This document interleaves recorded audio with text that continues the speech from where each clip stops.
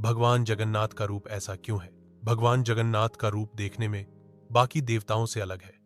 उनके बड़े गोल नेत्र, बिना हाथ पैर के छोटा सा शरीर और सरल निराकार जैसा स्वरूप, यह हर किसी के मन में एक ही सवाल लाता है, भगवान जगन्नाथ का रूप ऐसा क्यों है? तो आइए जानते हैं इसके पीछे की रहस्यमयी और भावुक कहानी। यह कहानी जुड़ी है भगवान श्री कृष्ण के अवतार से।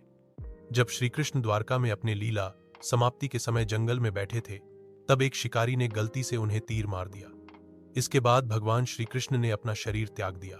उनका पवित्र शरीर पंचतत्व में विलीन हो गया, लेकिन उनका दिल कभी न जला। वह हृदय दिव्य और अमर था। राजा इंद्रद्युम्न का स्वप्न। उड़ीसा के राजा इंद्रद्युम्न को स्वप्न में भगवान विष्णु ने दर्शन दिए और कहा, समुद्र किनारे मेरा एक अद्भुत काठ का रूप तैरता मिलेगा, उसे निकालकर मंदिर में स्थापित करो। राजा ने वैसा ही किया। समुद्र से एक पवित्र लकड़ी, दर्शनीय दरु मिली। उसी लकड़ी से भगवान जगन्नाथ, बलभद्र और सुभद्रा की मूर्तियां बनाई गईं। मूर्तिकार विष्णु रूप में।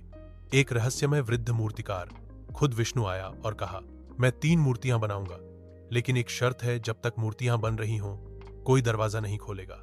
राजा मान गया। कई दिन बीते, अंदर से कोई आवाज नहीं आई। राजा को चिंता हुई और उसने दरवाजा खोल दिया। वो मूर्तियां अधूरी थीं, बिना हाथ पैर की, लेकिन दिव्यता से चमक रही थीं। वृद्ध मूर्तिकार भी अदृश्य हो गया और तभी आकाशवाणी हुई, हे राजन, यही मेरा सच्चा रूप है। जो अधूरा दिखता है वही पूर्णता का प्रतीक है।